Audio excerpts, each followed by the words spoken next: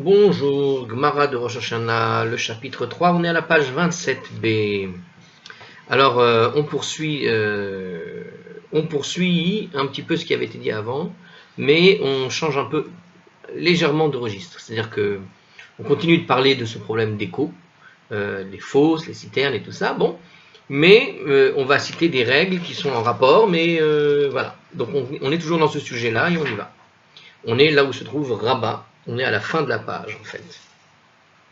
On est à la fin de la page, mais apparemment, il va y avoir... Alors, en fait, on est à la page 28, pardon. On est à la page 28A, parce qu'il nous reste 2 mots. Et on tourne la page. Alors, on y va. La Gemara nous cite 2 règles qui sont donc en rapport avec ce sujet-là, à savoir l'écho et les fosses, les citernes et tout ça. Alors, Rabat nous dit... Shama miktsat tekiya babor. Si quelqu'un a entendu une partie de la sonnerie du chauffard dans une fosse, ou miktsat tekiya al sefat abor, et l'autre partie de la sonnerie au bord de la fosse, yatsa, il s'est acquitté de l'obligation. Donc, Abaye, alors on va voir après, puisqu'il faut un commentaire sur Abaye, on va le voir après d'abord. Alors, miktsat tekiya kodem sheyale amud hashachar, s'il a entendu une partie de la sonnerie avant l'aube, avant que l'aube se lève, et l'autre partie de la sonnerie après que l'aube se soit levée, l'oyadsa, il ne s'est pas acquitté de son obligation. Ok? Alors Abaye pose la question à Rabat. Amar le Abaye donc a dit à Rabat, Maïshana hatam, mais qu'est-ce qui diffère là-bas dans le second cas pour qu'il ne soit pas quitte? Parce que tu as dit la même chose en fait. Si on regarde ce qu'a dit Rabat, à part le problème du lever du soleil, avant que l'aube n'arrive, on part exactement du même problème. Donc il coûte une partie au bord de la fosse, et une partie dans la fosse. Bon. Alors qu'est-ce que ça change? Devira kula tekira bichiyuva, c'est que j'exige que toute la sonnerie soit réalisée conformément à l'obligation. Veleka, et ce n'est pas le cas. Achanami berina kula tekiya bechiyuva. Ici aussi, j'exige que toute la sonnerie soit réalisée conformément à l'obligation. Veleka, et ce n'est pas le cas. Donc en gros, Rabat a donné 2 cas, et donc il lui pose la question, mais pourquoi est-ce que tu autorises le premier cas? Moi j'exige que de toute façon il faut entendre toute la sonnerie entièrement, pas moitié-moitié. Pourquoi est-ce que tu fais une distinction avec l'aube? Ça n'a aucune différence en réalité pour Abaye. Il faut écouter tout. Alors, Rabat répond, mais Achi Ishta, est-ce que c'est vraiment comme ça que ça se passe? Est-ce que c'est juste, est-ce que tu peux dire que ce sont 2 cas qui sont les mêmes? A priori, c'est pas les mêmes, nous dit Rabat. En réalité, Hatam, ici, non, Hatam c'est là-bas. En réalité, là-bas... alors, une minute. Mais est-ce qu'il en est vraiment ainsi? Hatam. Laila lan zeman chiyuva. Hu kelal. La nuit n'est pas du tout un moment où il y a une obligation. Ava bor mekom chiyuva. Hu le otan aromdim babor. La fosse est un endroit. Mais ici, pardon. Acha. Bor mekom chiyuvahu leotan aramdim babor. Ici, la fosse est un endroit pour s'acquitter de l'obligation pour ceux qui se trouvent à l'intérieur. Donc il dit en fait, on n'a pas le droit de sonner le chauffard la nuit en fait, concrètement. Donc quand tu entends le chauffard la nuit, ça sert à rien. Tu n'as pas rempli ton obligation d'écouter le chauffard. Donc pour écouter le chauffard, il faut qu'il fasse jour. Or, dans le premier cas, il faisait déjà jour. Donc il a entendu une partie de la sonnerie, nous disait Rabat. Eh bien, ça marchait. Mais et puis il a entendu la deuxième partie, il a entendu l'écho seulement. Dans la deuxième partie il a d'abord entendu, je répète, il a entendu une première partie de la sonnerie dans la fosse quand il faisait déjà jour. Donc il avait déjà l'obligation d'écouter la sonnerie du chauffard à ce moment-là. Et donc quand il a entendu qu'une partie, au fond, il s'est acquitté de son obligation. Alors que dans le deuxième cas, c'est-à-dire quand il y a eu avant le lever de l'aube, il ne faisait pas encore jour, et donc l'obligation d'écouter le chauffard n'était pas encore réelle. Donc il a entendu le shofar à un moment donné où il n'était pas obligé d'écouter le shofar, donc il ne s'est pas acquitté même un peu, même à moitié. Bon, ça ne change pas ce que Abaye a dit. Abaye a dit dans les deux cas il n'est pas acquitté, puisque pour écouter la sonnerie il faut écouter tout, pas une moitié. Donc il lui a montré, en tout cas lui, c'est quoi ce qu'il pense. Il pense qu'il convient d'écouter au moins dans la fosse quand il fait déjà jour. S'il ne fait pas jour, c'est interdit. Il faut écouter au moins à moitié, une partie. Alors, ici, on va expliquer, on va refaire ce passage rapidement pour essayer de comprendre un peu plus en détail ce qui se passe. Hein. A priori, on a compris, on n'a pas répondu sur Abaye. Je pense que peut-être dans la suite on va répondre, mais on n'a pas répondu sur ce qu'Abaye il a dit. Pour Abaye, il faut tout écouter, pas une moitié. Bon, on va voir. Alors si je reprends notre Gemara, alors je la répète rapidement, donc si quelqu'un a entendu une partie, donc c'est Rabat qui parle, si quelqu'un a entendu une partie de la sonnerie dans une fosse, et l'autre partie de la sonnerie au bord de la fosse, il s'est acquitté de son obligation. Abaye, plus loin, comprend tout d'abord que Rabat parle en fait de deux hommes. À savoir qu'au départ, pour Abaye, il croyait que Rabat disait deux hommes, un qui entend en bas et un qui entend en haut. Donc l'un se trouve au bord et l'un se trouve dedans, dans la fosse. Et il sonne du shofar. Ah, alors celui qui sonne est remonté de la fosse tout en sonnant. Ah, donc il nous parle de quelqu'un qui est en train de sonner, mais qui bouge avec le shofar.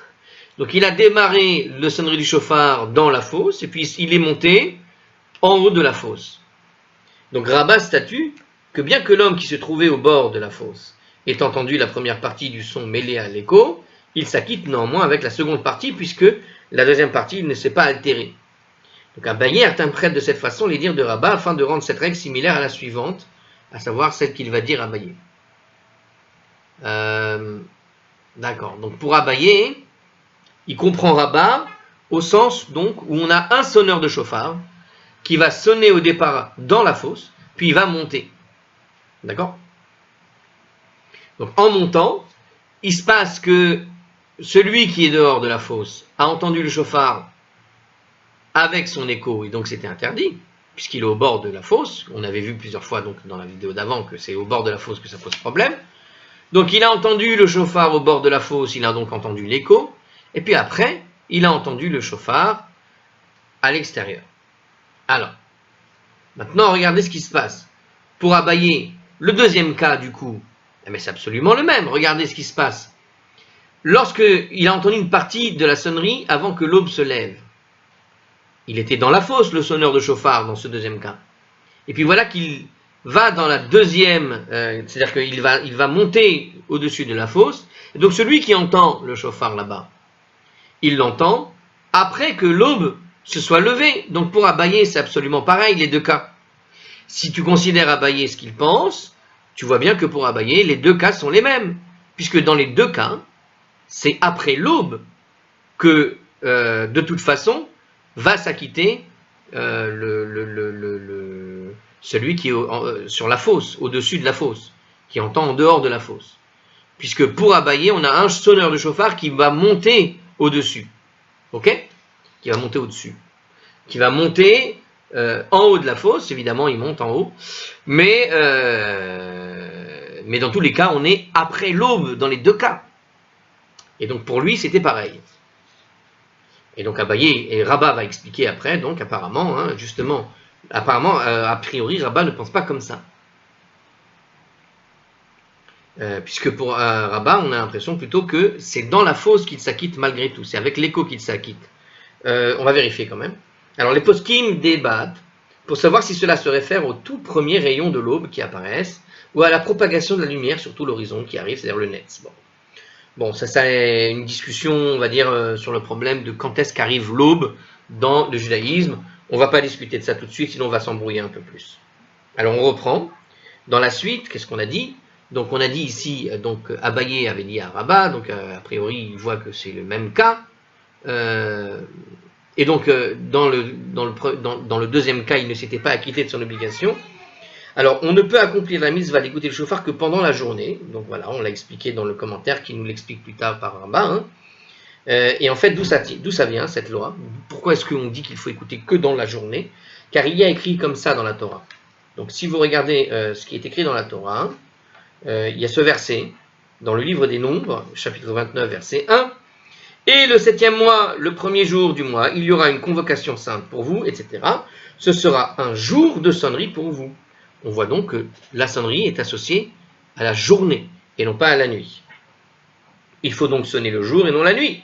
Dans notre cas, puisque la première partie de la sonnerie a été effectuée de nuit, c'est-à-dire avant l'aube, elle n'est donc pas valable, et l'on ne peut pas s'acquitter avec la partie de la sonnerie effectuée après le lever du jour. C'est ce que nous dit Rashi. Mais on va maintenant présenter en fait l'apparente contradiction qui est juste derrière, qui va nous être expliquée. Donc pour Abaye, il y a quand même un problème, parce que les deux cas ne sont pas différents. Alors on répète, pour Abaye, il a compris que Rabba parle d'un chazan qui est dans la fosse et qui monte au-dessus.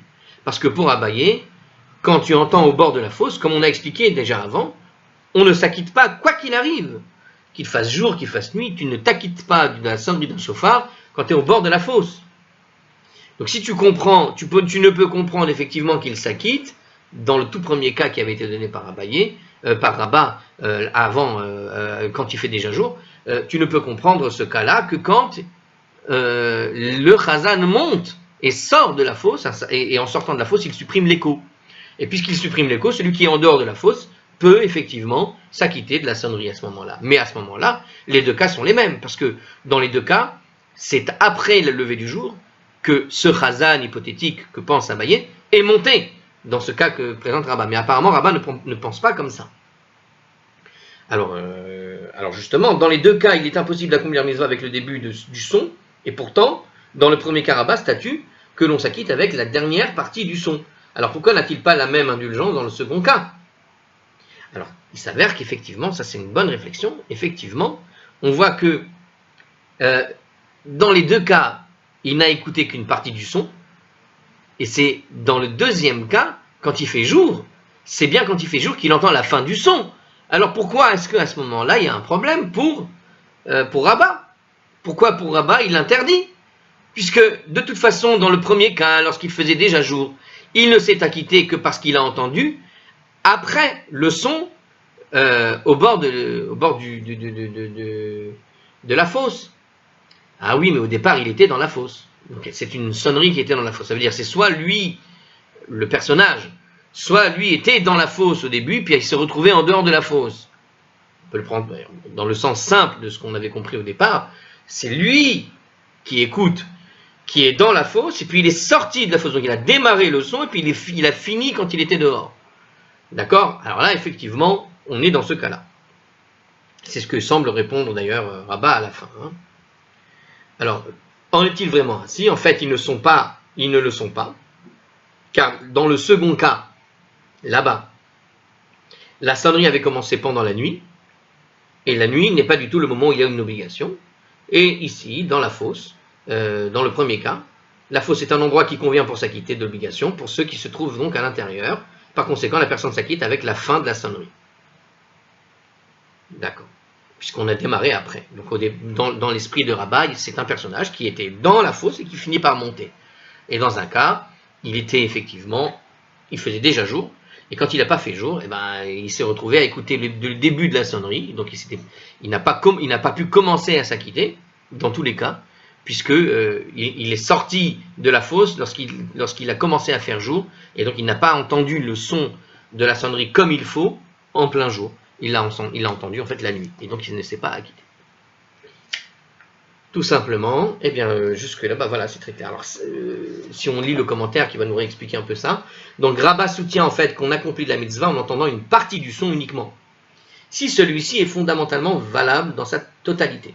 C'est-à-dire que si le son est valable dans sa totalité, rien qu'écouter une partie, ça suffira. Dans le cas de la fosse, le début du son est valable, mais celui qui se trouve en dehors de la fosse ne l'entend pas à cause de l'écho. Donc cela est d'autant plus évident que celui qui se trouve dans la fosse s'acquitte avec le son. En revanche, une sonnerie effectuée de nuit n'est valable pour personne. C'est pour cela que dans la deuxième cas, puisque la première partie de la sonnerie n'est pas valable, puisqu'elle a été faite de nuit, on ne peut pas non plus accomplir la mitzvah avec la dernière partie de la sonnerie, quand elle a été effectuée le jour, puisque le début n'a pas été fait correctement. Et puis, voilà. Alors certains pensent que la deuxième règle s'applique seulement au cas où la portion du son effectuée de jour n'a pas duré le temps minimum requis. Mais si elle est assez longue, celui qui l'a entendu sera quitte. Donc voilà, c'est nuancé. Donc. Et d'autres contestent évidemment cette opinion, parce que sinon ce serait pas marrant. Plus bas, l'Agmara va conclure que le premier enseignement de Rabba ne traite pas du cas où une personne a entendu seulement une partie de la sonnerie valable, comme Abaye l'avait compris. Donc ici, Rabba répond en fait que même selon l'interprétation que fait Abaye du premier cas, les deux règles ne sont pas en contradiction. Donc c'est un petit peu plus compliqué cette partie-là. Alors on continue. On va voir la suite, puisqu'il nous parle de la suite, ils auraient pu attendre avant de nous donner ce commentaire. Alors Rabba a répondu que l'on peut s'acquitter de la mitzvah avec une partie du son.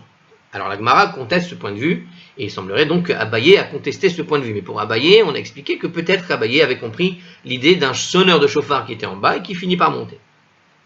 Alors, donc il y a une contestation donc sur cette idée qu'on peut écouter simplement la moitié d'un son et puis ce sera suffisant. Alors, les Memra, des Sava Rabba, mais cela veut-il dire que Rabba pense. Alors, une seconde, sur ce point de vue, à propos de ce point de vue d'une partie de la mitzvah, d'écouter la partie du son seulement, on avait vu à la page 27a, la Gemara avait débattu la validité d'une portion de ce son en la contestant à l'aide des mêmes sources que celles qui sont mentionnées, qu'on va mentionner tout de suite. Très bien. Alors, on continue. Bon, c'est une sorte de répétition de ce qui a déjà été dit dans la vidéo d'avant, mais sous la discussion de Rabba et Abaye.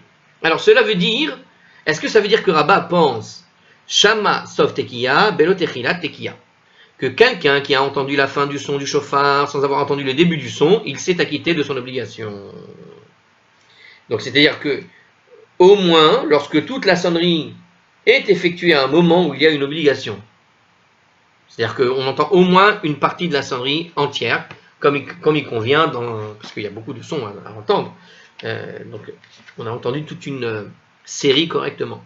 Donc on s'est rempli ou pas l'obligation. Et par conséquent, donc la question qui est posée, est-ce que Rabba pense comme ça? Est-ce qu'il pense que lorsqu'on entend la fin du son du chauffard sans avoir entendu le début, eh bien il s'est acquitté, et par conséquent, Techilat Tekiya Belo Sof Tekiya, s'il entend juste le début du son d'un chauffard sans avoir entendu la fin du son, pareil, Yatsa, il s'est acquitté. Tachema, viens, écoute. Voici une preuve du contraire qui est tiré dans la Mishnah. Et justement, on va répéter notre Mishnah. Alors, Taka Baresha. Si quelqu'un a sonné normalement la première Tekiya, ou Machar Bishnia Kishtaim, et il a prolongé la seconde Tekiya de la série, le temps de 2 Tekiyot. Donc, vous vous rappelez de ce passage. En Beyado et la Achat. Il n'a accompli avec ce prolongé, d'accord, avec ce son prolongé, il n'a accompli qu'une seule Tekiya, qui comptait donc pour la fin de la première série. Ve'amai. Et pourtant, s'il est possible d'accomplir un mitzvah du shofar avec une partie du son, donc et pourtant, donc pardon, je recommence, Ve'amai. Pourquoi le son prolongé ne compte-t-il pas pour une Tekiya? Il devrait compter 2 Tekiyot. Tesalek la, Betarte. Donc on avait eu cette discussion, je me rappelle. Donc pourquoi ce son prolongé ne peut pas compter comme une Tekiya? Pourquoi le fait d'avoir prolongé, ça ne peut pas remplacer justement, donc c'est ce que nous disait cette Mishnah. Il devrait compter 2 Tekiyot ici. Alors la Gemara nous répondait, Pesuke de Tekiya, Mehadade, Lopsikan. On ne peut pas séparer les différentes parties du son l'une de l'autre. D'accord? Vous vous rappelez, il avait prolongé, on avait parlé du cas, si je me rappelle bien, où la fin de la Tekiya d'un son, il l'a prolongé et ça semblait être le début de la Tekiya de la suite. C'est comme s'il avait fait 2 Tekiya mais en un seul souffle. Alors tu dis non, tu ne peux pas faire comme ça. C'est-à-dire qu'il faut séparer d'un souffle. Si ce n'est pas séparé d'un souffle, tu peux faire une Tekiya très longue, ce sera juste une Tekiya, ce ne sera pas compté comme 2 Tekiyot. Même si, d'un point de vue de la taille, elle est beaucoup plus longue que ce que tu aurais dû faire. Ok? Qui correspond au moins au double d'une Tekiya normale. Très bien, la Gemara nous pose une autre question. On continue. Hein. Alors viens, écoute. Donc ça, c'est une discussion qu'on avait eue dans la page 27a. Hein, c'est à revoir pour celui qui veut approfondir. Mais sinon, c'est la même discussion, c'est la même réponse en plus court ici. Alors la Gemara pose une question. Tachema. Alors on continue dans notre sujet sur la fausse. Viens, écoute. Donc on a une Mishnah qui prouve qu'on n'accomplit pas la mitzvah avec une partie du son. Donc on a encore une preuve que la partie du son, ça ne peut pas être valable. contrairement à ce que nous semble nous dire Rabat. Alors, Hatokea les tor habor. Si quelqu'un sonne le shofar à Rosh Hashanah dans une fosse, oh les tor hadoud, ou dans une citerne, oh les tor hapitas, ou bien dans un grand tonneau. Voici la loi. Im kol shofar shama. S'il a entendu le son du shofar, yatsa, il s'est acquitté. Ve im kol havara shama. Mais s'il a entendu le son de l'écho, havara, d'accord? Si c'est le son de l'écho qu'il a entendu, il ne s'est pas acquitté. Ve'amai, et pourtant, et pourquoi? L'ipukbitri la tekiya, qu'il s'acquitte avant, avec le début du son, mikame delil arbav kala, avant que l'écho ne se mêle à lui. Donc on peut imaginer effectivement l'idée que c'est pas mal comme idée. Donc on vient de voir ici dans notre Mishnah que quand il a entendu le son du shofar sans l'écho, il s'est acquitté, mais dès qu'il a entendu l'écho, c'est fini. Mais puisque tu dis que la partie du son est valable, donc à la limite, tu pourrais n'écouter que le début du son, avant que l'écho n'arrive, tu as écouté le son original, et donc d'une certaine manière, tu t'es acquitté. C'est un petit peu ce qu'il dit. Ok? Alors, ça semble être ça, voilà. Alors, ça veut dire quoi, justement? Donc, ça veut dire que non, ça ne va pas.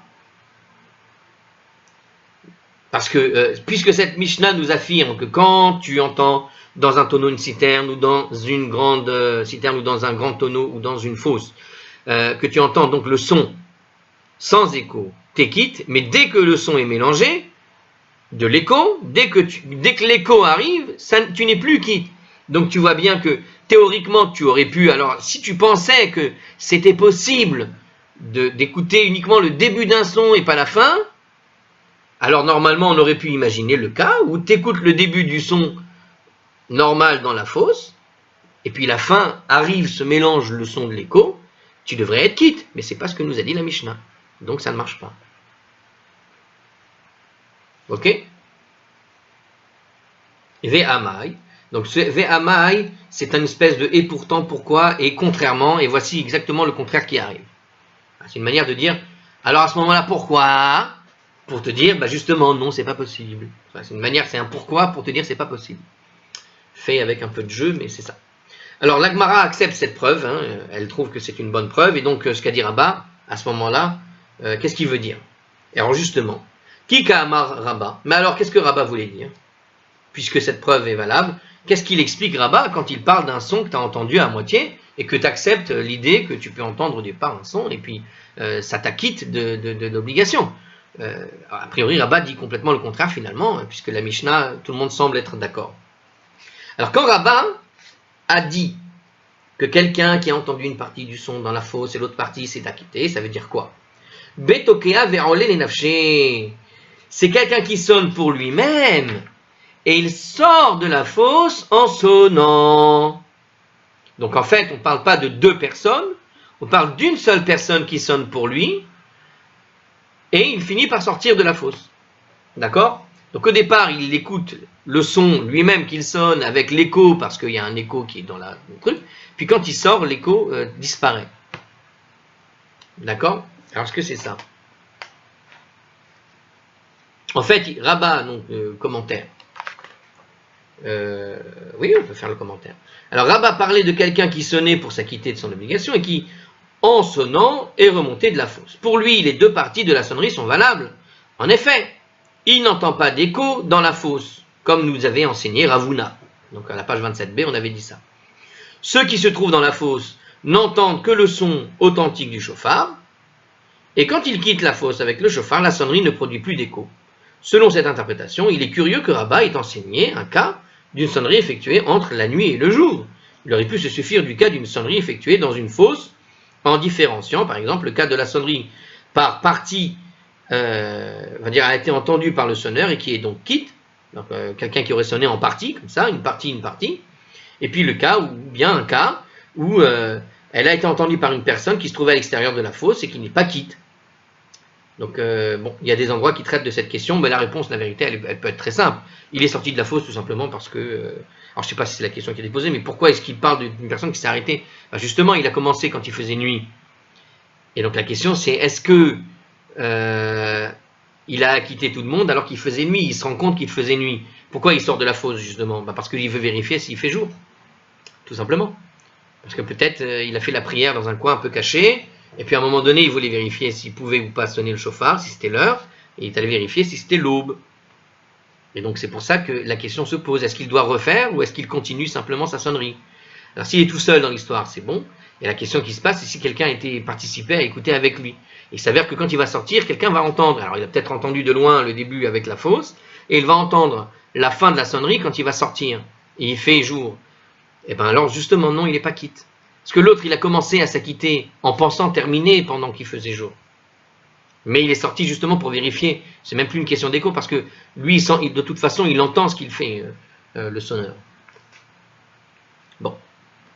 On va voir si c'est ça, mais on verra. Alors, j'ai donné l'interprétation, mais ce n'était pas ce qui est posé. Donc, on reprend la question qui est posée sur Rabat. Mais alors, quand Rabat a-t-il dit son cas?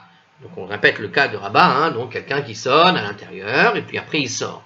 Donc justement, alors soit c'est ce cas-là, soit c'est le cas de quelqu'un qui est à l'extérieur, qui était à l'intérieur et qui lui-même sort aussi. Hein. Donc voilà, alors on te dit justement, lui, Rabat, il parlait de quelqu'un qui sonnait pour lui-même. Quand tu sonnes pour toi-même, ça devrait être bon. Mais le problème reste avec le problème du cas, on a dit, quand il fait jour, c'est-à-dire avant qu'il fasse jour et après qu'il fasse jour. Alors moi j'ai une réponse, voilà, il est juste sorti... Mais alors ça veut dire que pour Rabat, il n'est pas quitte du coup. Si on parle de ce cas-là, pour Rabat, Rabat a pensé qu'il n'était pas quitte. S'il a commencé avant l'aube de sonner et il sort maintenant avec son propre chauffard pour lui-même, on considère qu'il n'est pas quitte, a priori. Alors s'il en est ainsi, la Gemara conteste cette interprétation de la personne qui sonne, du sonneur, du tokéa qui va sonner à l'intérieur et qui va finir par sortir. S'il en est ainsi, Maï les mêmera, mais qu'est-ce qu'il vient dire au fond? Alors, si le sonneur entend toujours le son authentique du chauffard, sans altération, il est certain qu'il sera quitte. Alors pourquoi est-ce que j'aurais pensé autrement? Pourquoi il aurait pensé qu'il n'était pas quitte? Puisque de toute façon, dans le premier cas, quoi qu'il arrive, il a entendu une partie de la sonnerie au bord de la fosse et une partie dans la fosse. Mais puisqu'il entend tout ce qu'il fait, pourquoi est-ce que j'aurais eu un doute dans le premier cas? D'accord? Sans parler du cas où il y a l'aube et pas l'aube. Mais quand il est dans le cas, pourquoi est-ce qu'il vient me préciser que en remontant en haut de la fosse, si on parle d'un sonneur qui sonnait pour lui à l'intérieur d'une fosse et qui finit par remonter, si on parle de ce cas-là, pourquoi quand il remonte de la fosse, il serait pas quitte? A priori, on sait que quelqu'un qui sonne tout seul dans sa fosse et qui finit par sortir, il entend très bien le son, aussi bien à l'intérieur qu'à l'extérieur, sans avoir d'écho. Donc s'il en est ainsi, qu'est-ce qu'il veut nous apprendre, quoi? Alors Gemara répond, Ma detema. Qu'aurais-tu dit? Zimnin demapik reché. Parfois le sonneur sort sa tête de la fosse. D'accord? Ve'akati shofar babor. Alors que le chauffard se trouve encore dans la fosse. Veka. Me'ar. Hein, le chauffard il peut être long. Hein. Imaginez les longs chauffards qu'il y avait à l'époque de 1 mètre qu'on trouve aujourd'hui, là, les grands spirales.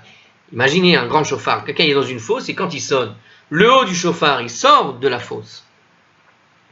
Donc, qu'est-ce que tu aurais pu dire? Parfois, le sonneur sort sa tête de la fosse, alors que le chauffard est encore dans la fosse. Et l'écho pourrait se mêler. Alors, il peut y arriver le cas où il sonne vers le bas son chauffard. Alors, lui, il sort la tête, mais le chauffard est dirigé en bas. Et donc, le chauffard, il reste dans la fosse. Donc, il te dit... L'écho pourrait se mêler au son du chauffard, ce qui invaliderait la partie de la sonnerie. Une partie de la sonnerie, dans un tel cas, il ne serait quitte que s'il était sûr de n'avoir entendu que le son authentique du chauffard. Alors Kamash Malan, Rabat nous a informé donc que cette hypothèse est un problème et que le sonneur peut en présumer avoir entendu le son du chauffard dans sa totalité. Voilà. On aurait pu imaginer ce cas où il y a une espèce de trou, hein, une fosse, et en sonnant, il a démarré avec le chauffard en bas, et quand il a démarré avec le chauffard en bas, il y avait comme une sorte d'écho qu'il a entendu.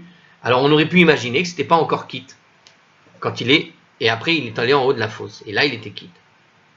Et donc sa tête est au-dessus de la fosse, il est en fait en dehors lui-même, et il sonne. Donc c'est toujours en tout cas le cas du sonneur, et comment ça peut se jouer. Hein, il faut imaginer dans des cas comme ça, pour imaginer, on peut imaginer le cas de, quand on parle d'une fosse, on peut très bien imaginer, par exemple, des échals comme ça, vous savez, des petites scènes des fois, quand tu sonnes le chauffard, tu sonnes dans des endroits un peu anodins, parce que comme tu accueilles du monde, tu vas dans des salles un peu particulières. Et on a installé là-bas un echal. Alors imaginez la fosse, ça peut être une espèce de echal, mais vraiment fermé, et tu rentres à l'intérieur par une sorte de porte, et donc tu veux sonner pour tout le monde, mais c'est comme si tu étais dans une fosse. On peut imaginer des cas comme ça, et qui permettraient effectivement de résoudre ce genre de problématique selon les salles dans lesquelles tu vas te retrouver. Puis il y a des salles qui font un écho particulier. Donc, mais ça reste toujours surprenant, hein. Je reste sur ma question première que j'avais posée il y a quelques temps, sur le problème de l'écho, à savoir apparemment le mélange avec un écho pose un problème dans la perception de la prière, pour les gens qui écoutent et qui répondent Amen, ou qui écoutent le chauffard. Apparemment ça joue un rôle, en tout cas c'est discuté. Alors, une micro-pause, hop là c'est enregistré, mais c'est enregistré pour finir en fait. Parce que je me rends compte là en lisant juste le début de la suite, qu'on va sonner maintenant le chauffard avec un animal qui est consacré. On va parler de ce sujet-là. Et comme c'est pas tout à fait lié à notre cas et qu'il va se poursuivre, autant le faire bien comme il faut, bien démarrer comme il faut dans une seule et même vidéo. Là on a fait une demi-heure. Alors je vous souhaite une bonne étude et bravo pour avoir suivi tout ça. À la prochaine.